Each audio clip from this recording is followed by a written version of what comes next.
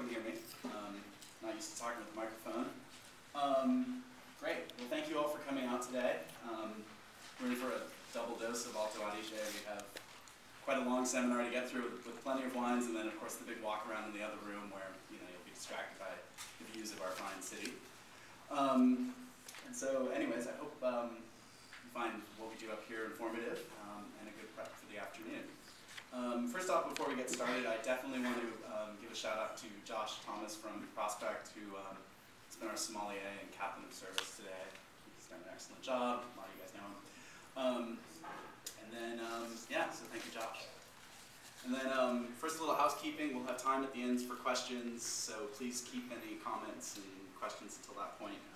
It'll just help us move through things a little faster. So, you heard enough about me. On to our panelists, just so you know who they are. First up, talking about Pinot Grigio, we have Wolfgang Klotz, Wolfgang number 2, from Cantina Traumen.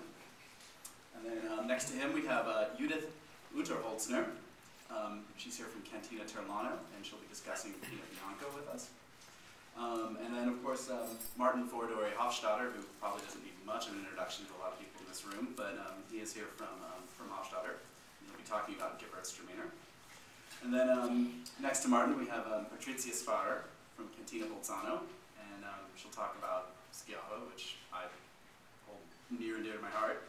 And then lastly, on the end there, we have Tobias Zingerle from Kellerei Kaltern Caldaver. So here they are. Anyway, I wanted to start off today's discussion with a nod towards the idea of balance in wine.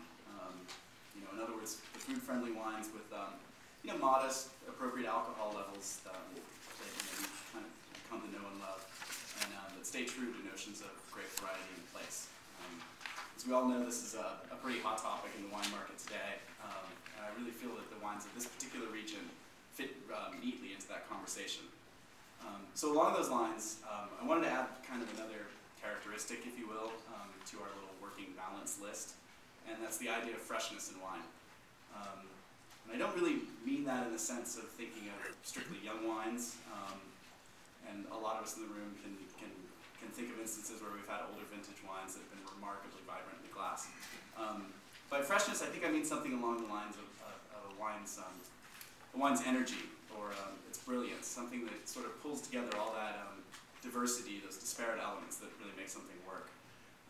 And I think thanks to a particular combination of factors, diverse soil types, lots of sunshine, surprisingly, which most people might not realize, some very cool nights, and really a lot of hands-on work in the vineyards. I think Alto Adige is a region that really has the potential to show what freshness in wine can actually be.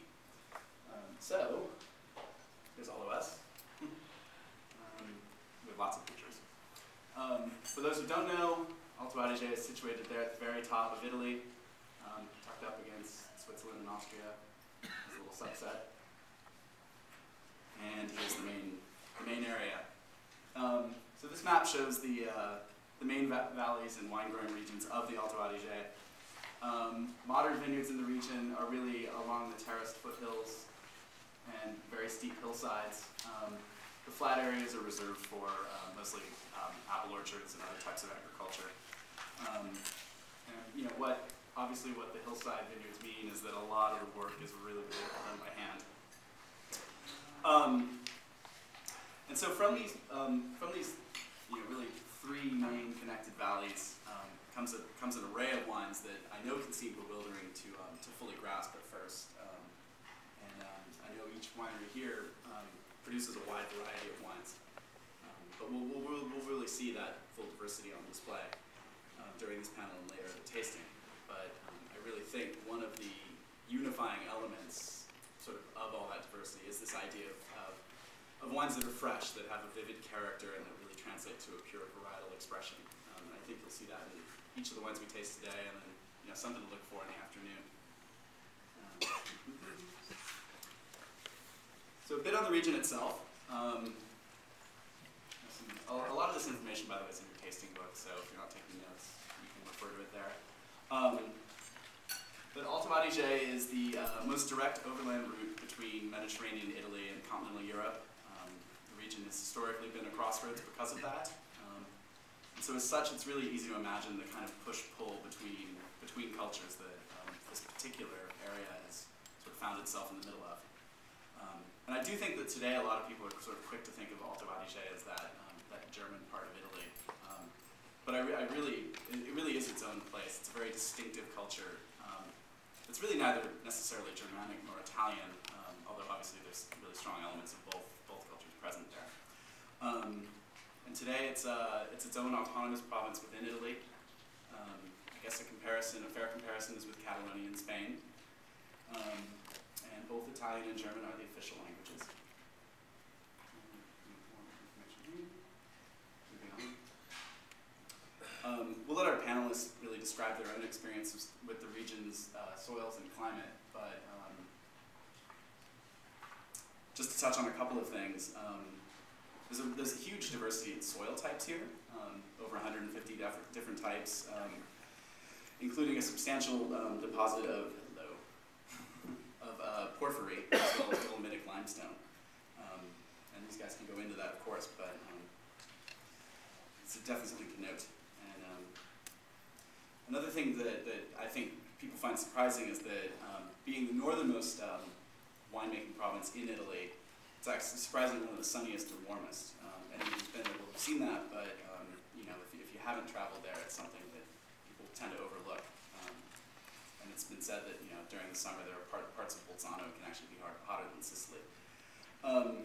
But all that trapped, warm, sunshine, Mediterranean air really goes away by nightfall, when cool temperatures rush down from the Alps, kind of creating a diurnal shift that a lot of us here in California are very familiar with in terms of viticulture here. As you can see, a very long wine growing history.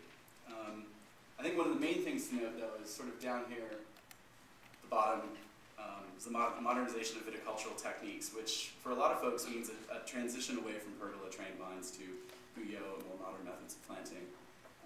Although it's interesting to note that recently a lot of growers are working with older vines, still trained in the pergola fashion, and they have certainly found deep appreciation for that particular training, which I think is kind of cool. Likewise, there's a small but vocal contingent of folks farming with organic and biodynamic methods in the valley, in the region, and these are ways in which this region is really sort of coming to the forefront.